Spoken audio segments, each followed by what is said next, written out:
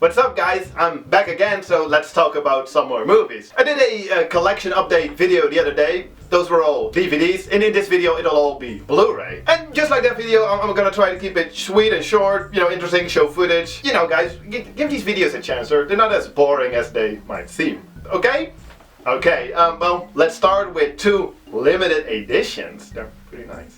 First up, Mundovision's super fancy release of Possession. And it's really fancy. It comes with a director-approved HD transfer of the movie and the soundtrack on CD. And then, well, a whole bunch of other extra shit, including a 84-page booklet with new and archived writings. It's probably the coolest release I own of right now. The movie itself, if you're not familiar with it, it's a somewhat art house horror drama. It's very intense, very unique. I've talked about it during my Video Nazi series, so you can always go and check out that video. Then, from Korea, Plain Archives release of Oldboy. The third release of Oldboy that I now own, but it's the first time in HD. And it's awesome. It comes with a bunch of cool extras, most notably perhaps Old Days, the exclusive feature-length documentary about the making of Oldboy. The movie, Oldboy, if you're not familiar with it, what are you doing?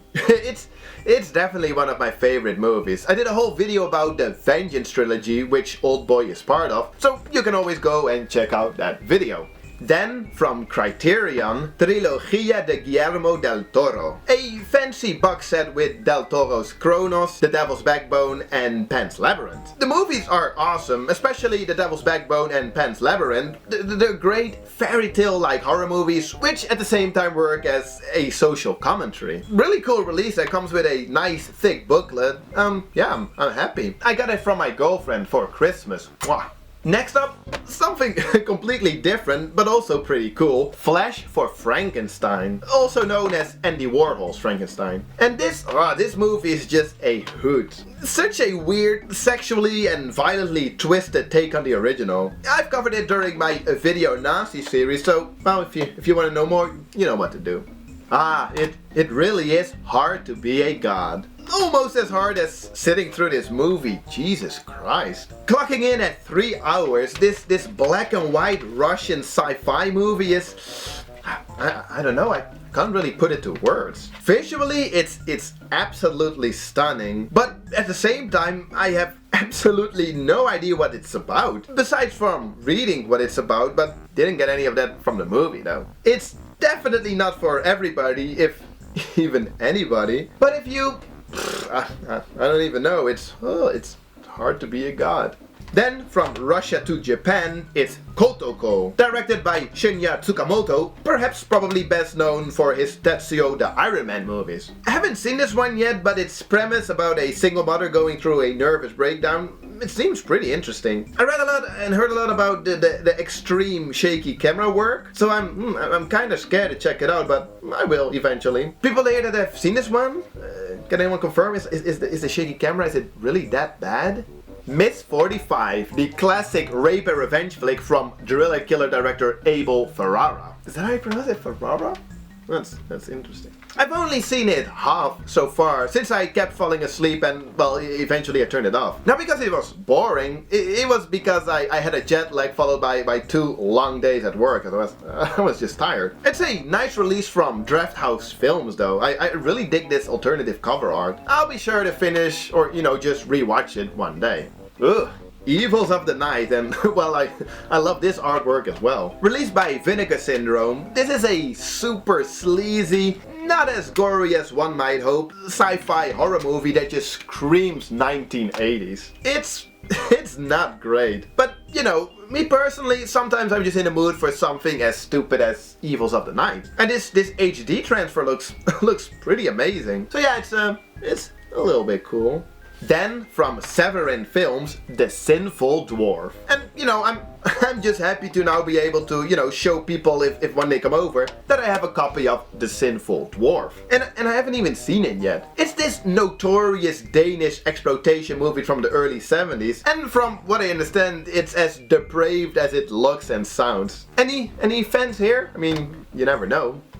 And thanks to Scream Factory's recent double feature release of Slumber Party Massacre 2 and 3, I now also own the whole Slumber Party Massacre trilogy on Blu-ray. The first entry is a fairly generic early 80s slasher flick. But it's fun though, as is the third one. But for me, Slumber Party Massacre 2 has always stood out. It's just so ridiculous. In one of my earlier videos, I talk about this movie, did a whole video about it. And I actually still kinda like that video, so you could always go over and check out that one. I mean, it's in Dutch, it's like an old video, but it does have English subtitles.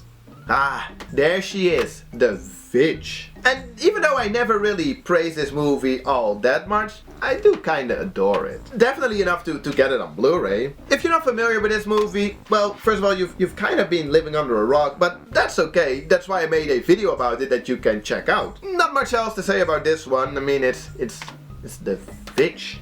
Next up, classic Young Frankenstein, the Mel Brooks and Gene Wilder comedy. I owned it on DVD already, but I saw it for like $5 and you know, I thought that it's worth upgrading. Plus it comes with some new extras that are not found on the DVD. If you're not familiar with this one, just give it a try. The humor might not be for everyone, but me personally, I love it. It's really just such a fun movie. Next, Cracks. It's a British drama about a teacher and a group of girls at this boarding school, and then this new girl from Spain arrives and oh. My girlfriend actually told me to check out this movie and oh man, it's great. It looks stunning, great performances, interesting story with more than meets the eye. Yeah, quite a beautiful little movie. If you haven't seen it, definitely worth checking out. What's this? Wormwood Road of the Dead. Well, it's an Australian gory zombie horror comedy. I tried to watch it around the same time as Miss 45, so this one I've also only seen half of it. But so far it looked pretty fun. Nothing like mind-blowing or potentially cult classic like it, you know, it kind of feels like what they were going for. But entertaining. I'll be sure to finish or, you know, just rewatch it one day. And finally, L'Âge d'Or, the feature-length debut from surrealist filmmaker Louis Buñuel, co-written with Salvador Dali, and well, released by the British Film Institute. I've never seen it, but it's been on my watch list as long as I can remember. And it's a pretty nice release. Also comes with a HD transfer of Buñuel's debut, Une chaîne andalouse. I'm no expert on Buñuel whatsoever, but what I've seen, I liked. So I'll be sure to check this one out as well, anytime soon. And well, that brings us to the end of this collection update video. It'll probably be a little while before I make another one because, you know, like I don't buy that many movies. So in the meantime, you know, let me know.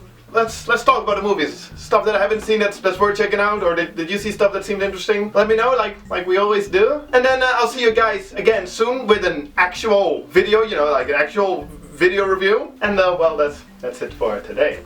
Cheers, guys.